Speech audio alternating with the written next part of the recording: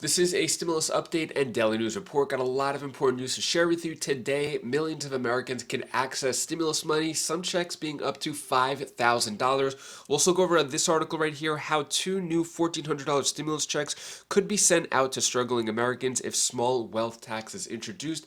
And Bernie Sanders just laid out a new plan for the Democrats to take course in the Senate and a few other big ideas. I'll play the video clip of what he says, and I'll give you some other important updates as well.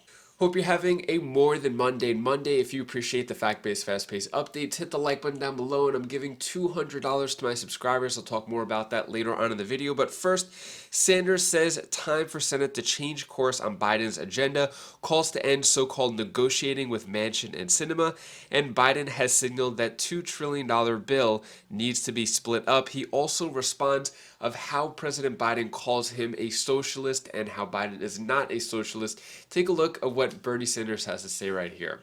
President Biden singled you out at his press conference this week when he was asked if he was governing too far to the left. Take a listen. You guys have been trying to convince me that I am Bernie Sanders. I'm not. I like him, but I'm not Bernie Sanders. I'm not a socialist. I'm a mainstream Democrat, and I have been. What was your reaction when you heard that? Well, I'm not Joe Biden. I like him, but I'm not Joe Biden. I'm a progressive who believes that the Democratic Party should make it clear that we are prepared to take on powerful special interests like the drug companies, like the insurance companies, like the fossil fuel industry, that we have to demand that the wealthy start paying their fair share of taxes. So look, I think President Biden has done something quite unusual. He has taken a hard look at the problems facing the American people. He's brought forth legislation to try to address that. And I respect that. But obviously, we have our strong differences.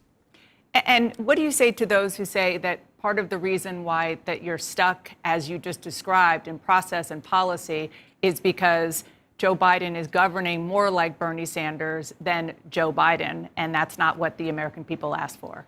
Well, I would turn that around and say, how does it happen that the policies we are now fighting for are enormously popular?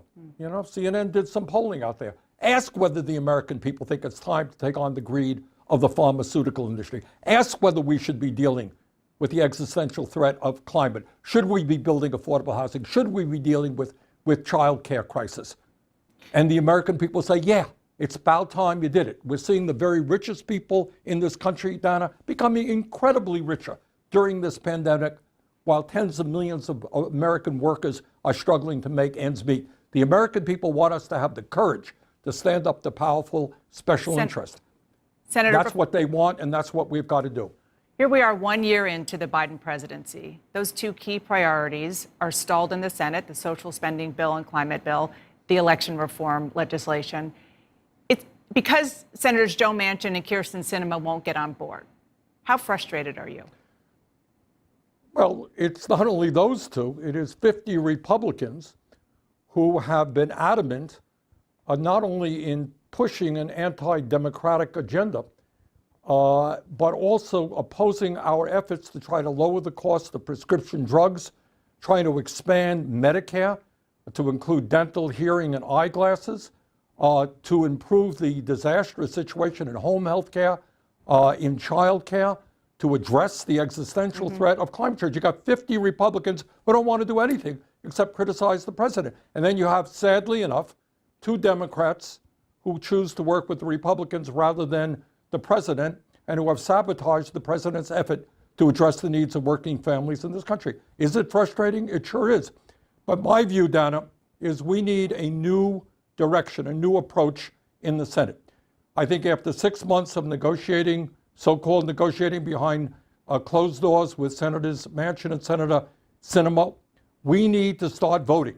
We need to bring important pieces of legislation that impact the lives of working families right onto the floor of the Senate.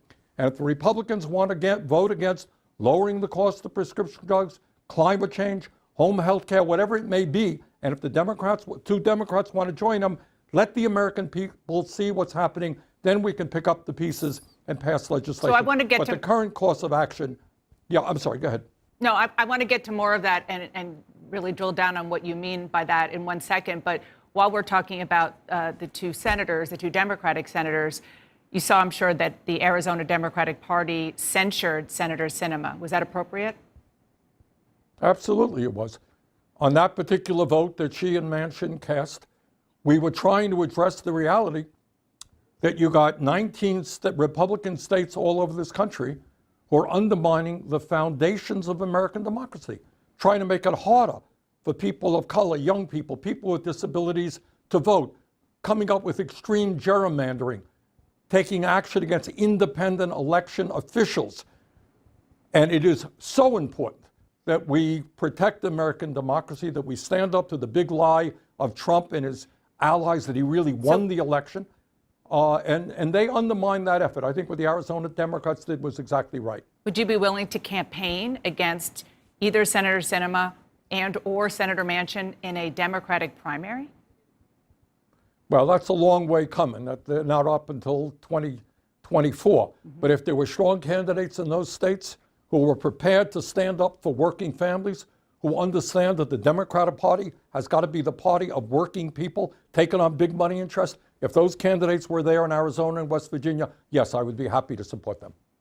Okay, let's go back to the notion of how you're going to do what President Biden talked about, passing what he called big chunks of the social spending and climate plan.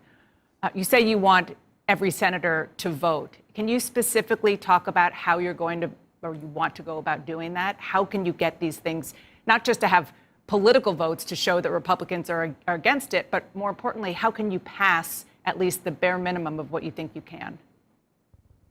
Well, I think Donna, what's most important is that the ideas that we are fighting for are enormously popular, enormously popular.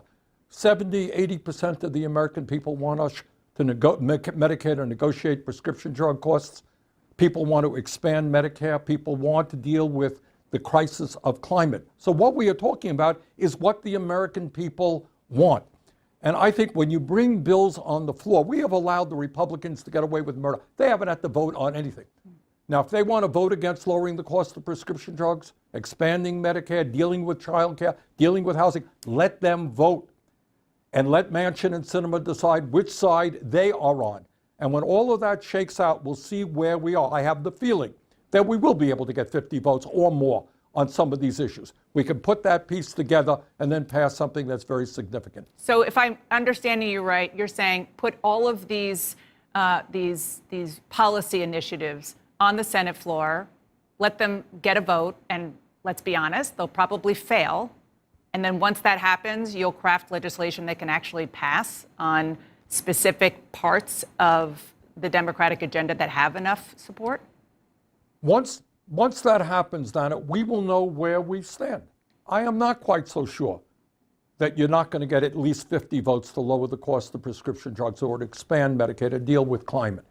But once we know where people are at, then we can say, all right, look, we got 50 votes here, we got 51 votes here, 49 votes here. Let's do it. But what has bothered me very much is the Republicans are laughing all the way to Election Day.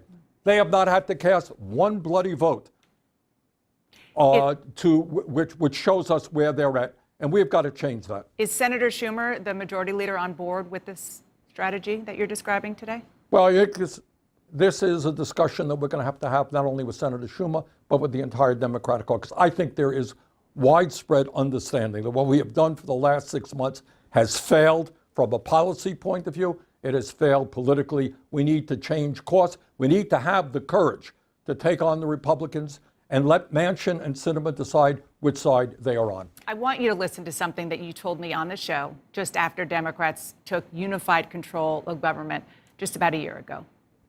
If Democrats who have slim majorities in the House and the Senate, we got President Biden in the White House. If we do not respond now, yes, I believe 2 years from now, the Republicans will say, hey, you elected these guys. They did nothing. Vote for us, and they will win. So given where you are now, have Democrats delivered enough to win control in November? Well, we have done, remember, we're taking on the incredible obstructionism of 50 Republicans who have turned their backs on working families in this country. And we have 2 Democrats who have sabotaged the president's agenda. But we did pass the American Rescue Plan, which was one of the most consequential pieces of legislation in the modern history of this country, got money into the hands of working families, cut childhood poverty by 40%, gave money to hospitals and medical centers all over this country, and helped us stabilize the economy. We also passed an infrastructure bill, the most significant piece of infrastructure bill since Dwight D. Eisenhower in the 1950s. So we are making some progress, but clearly we have been stalled by the sabotage, if you like, of two Democrats who have refused to support what the president and 48 of us want to do. What are your thoughts on what Bernie Sanders said? Do you agree, disagree? Do you think things are going to be different moving forward? Should there be a vote? Let me know your thoughts on that down in the comments below. So let's go over this article, how 2 new $1,400 stimulus checks could be sent out to struggling Americans if small wealth tax is introduced. So a small wealth tax on America's multimillionaires and billionaires could raise more than $900 billion a year, which could fund 2 more $1,400 stimulus checks, according to reports. So let me know, do you agree with this? So if there was a tax on multimillionaires, billionaires, 900 billion, I think it cost around 400 billion plus maybe 450 billion, so I guess, yeah, for the last third $1,400 stimulus check. Should that money be taxed, and should it go to lower income people to receive a fourth $1,400 check and a potentially fifth $1,400 stimulus check? Let me know your thoughts on that down in the comments below. This is just an idea. It hasn't happened yet, though. Also, millions of Americans can claim more stimulus money starting today. Another article, $5,000 from the IRS. As tax season begins, some may get a big payday. So today, January 24th, is the day that you can start to claim your taxes if you're missing any stimulus check money, child tax credit money, or even tax refunds. Today is the day to file your taxes. Even if you've never filed taxes before and you're trying to claim any child tax credit money, where like this, you could get up to $5,000. If you had a baby in 2021, you get the $1,400 stimulus check from the third stimulus check package, plus an extra $3,600 child tax credit in a lump sum. So there's a lot to be excited about if you're looking forward to getting any of this. But don't get your hopes up too high, because delayed refunds, poor service, why the IRS says the 2022 tax season will be a mess. It is not going to be a good year due to the IRS being short-staffed and a few other reasons. Take a look at this video clip right here explaining more. When tax filing season kicks off on Monday, Ethan Miller will be ready earlier than ever. It's a level of concern that I haven't had in the past. Eager to file online to avoid a long delay for a refund. I hope I'm not in the group of people who are waiting months and months. Like millions of Americans who are still waiting for their 2020 payments, including Sydney Rodriguez. I'm newly married. I have some student loan debt, and it's just something that I could use right now to alleviate some of the anxiety. The main reason why? The IRS is simply overwhelmed and understaffed, processing returns with a shrinking workforce and a reduced budget. Treasury officials point out that fewer than 15,000 employees were available to handle 240 million calls at this point last year. That's one person for every 16,000 requests. The White House, placing blame on both the COVID pandemic and the previous administration, acknowledged the severity of the situation Friday. The IRS right now has an unacceptable backlog, and that customer service that people are receiving is not what the American public deserves, and the president is very mindful of that. Calling on lawmakers to act and fund the IRS with $80 billion needed to ease the bottleneck and address staff shortages. What can Americans do now to prepare? Consider hiring a professional if you think you need help. Make any IRA contributions before the tax deadline, and do this relatively early in the cycle so that you can file electronically with direct deposit and avoid any issues of getting paid your tax refund. Monica joins me now. Am I the only person who hasn't done any of those things yet? Monica, remind us, the filing deadline is a little later this year, right? Exactly, Kate. April 18th for most taxpayers, a few days later due to the Emancipation Day holiday here in Washington. Remember, for the last 2 years of the pandemic, the deadline got pushed back months, but for now, the IRS says that won't be the case for 2022. So if you are looking to file your taxes to get a tax refund or do child tax credit, stimulus check through rebate recovery credit, are you going to do it today? Are you going to wait? Do you expect delays? Let me know your thoughts on that. And that is all the news that I have for you today to hopefully cheer you up a bit. Here's my daughter Bella's tip of the day. Hi guys, so my name is Bella. This is the tip of the day. If you make a mistake, then it's okay. You learn from your mistake, it makes you a better person. So it's okay. It's okay. We still love you. We like you a lot. Bye. Thank you so much for watching. Appreciate all of your support. Don't forget, I'm giving out $200 checks in just 3 days, so you still have a little bit of time left if you want to sign up for that. Also, so I mentioned that I took yesterday off because I had a pickleball tournament this weekend. And so my partner and I, we got first place in that pickleball tournament. There were 12 teams. And it was tough. It was like 5 to 9 p.m. on Saturday night and then 7 a.m. to 12 on Sunday morning, so it was grueling hours, but yeah, we got it done. We got first place, so that was a lot of fun. Hopefully you're gonna have a great rest of your day. If you want to check out my latest Wise Buys video, you could click up here, and I'll see you in the next video. Take care, be safe. Thank you for watching.